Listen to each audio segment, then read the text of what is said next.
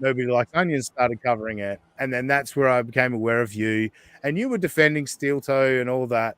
And then you took a little bit of a break from the internet, and this was like around about what February, March, April 2023. Uh, go back to that time. What was sort of going on for you? Like you did take the break from the internet. Did it have anything to do with Steeltoe? Was it just your life? But you did seem to be fighting with a lot of people, and then kind of took a like sudden halt.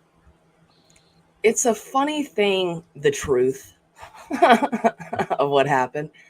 But the whole start of that whole Twitter thing was me just making fun of Muttering Jay, me essentially mocking his way of speaking to him.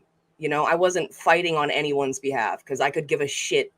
I could give a shit less about Aaron Imholt back then, if I'm being quite honest. I just like to fuck with people on the internet and be a petty bitch sometimes.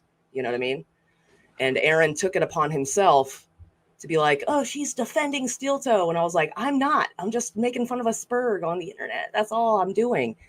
But I just kept getting comments from other people being like, why are you fucking so into Steeltoe? And it became a Steeltoe thing from me just fucking with Muttering Jay a little bit, who I actually have come to like, if I'm being honest. Don't judge I, me. No, I'm a bit the same, and I even said it to Carl on a stream. Like I get what Muttering Jay's doing, and every now and then I'll stoush with him for a bit of fun. But I think deep down Muttering Jay respects me, like with the back and forth that we've had on Twitter, and I respect him. And I know what's going on there. You gotta pump up John's tires, or maybe he will go away. But anyway, that's deflecting away. At that time though, it did seem like April in particular, but yeah, like you say, Aaron's always looking for somebody to, like cling on to as a life raft. But it seemed to me like April genuinely liked you at that period of time. Uh, is that a fair assessment? Like, were you kind of like having conversations with April and giving her advice? I was I want to say that it started out as almost like a female camaraderie type thing. Like I know how it is being a female on the internet. It's tough, you know. So if you need moral support, I'm here. There are tons of female in the community that support you and all that. But in February of 2023, she actually confided in me that she was fucking over all of this stuff. She was desperately trying to find a way out of the show by any means necessary, if I could like lightly quote what she said to me in texts. And this was Wow. February of 2023. Wow. And that's like about the time Patrick Melton found them, which is kind of incredible. And look, with everything that's then happened since then, that's February of 2023. And by February of 2024, it was pretty much over, right? Like, I think when we line all the dots together, you can figure out that it was pretty much over in February 2024. That does put a lot of perspective on what took place over the next few months. So over the next 12 months, things got really saucy with Steeltoe. And it actually had a period of time where it went into a lull where people kind of forgot about Steeltoe. And then the hot tub streams and all that started.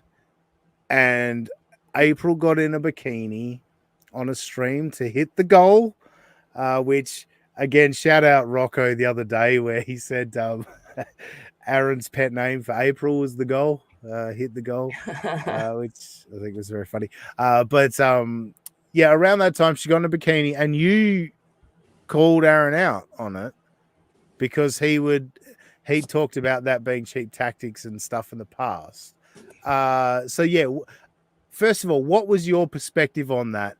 Because Aaron never gives you anywhere near enough credit for the point you were making. But what was your perspective at the time? What were you trying to express to Aaron? Well, first and foremost, I wasn't trying to express that it's not okay to wear a bikini on stream because it totally is. It Yeah. 100% is. If you've got If you got it, flaunt it. If that's what you're doing, do it.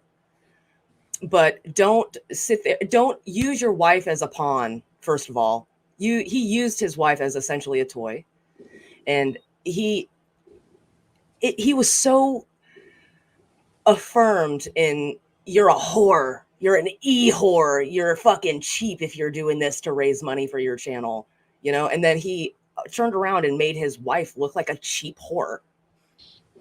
You know what I mean? And she is influential. I'll give her leeway because she's young and kind of dumb and was very influenced by Aaron and had been for a while. And I can understand being submissive to your husband in essentially what she was doing, but he was taking advantage of something like that. And I don't fucking like that.